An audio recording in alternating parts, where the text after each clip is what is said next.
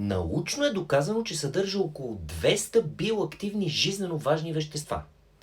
Богата гама витамини, между които антиоксидантите С и Е и бета-каротин. Всички витамини от B1 до B6 без B4 и в по-малки количества B12. От минералите магнезий, манган, цинк, мед, хром, калций, да не пропусна някой, натрий, калий, мисля, че са това. От витамините, от аминокиселините са 20 от общо 22-те, които се нуждае нашето тяло. 7 от 8-те незаменими такива аминокиселини.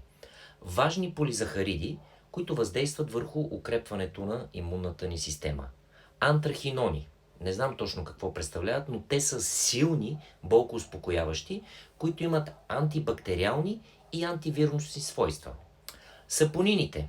Те са с силно антимикробно действие и действат против бактерии, вируси, гъбички и дрожди. Растителни стероли. Те действат като мощни противовъзпалителни агенти. Храносмилателни ензими. Това са липаза и протеаза, които разграждат храната ни и подпомагат храносмилането. Съдържа и един сложен ензим, не мога да го прочета, тъкмо съм се подготвил, карбоксипептидаза, ако съм правилно го казвам. То е ензим, който е свързан с възпалителните процеси.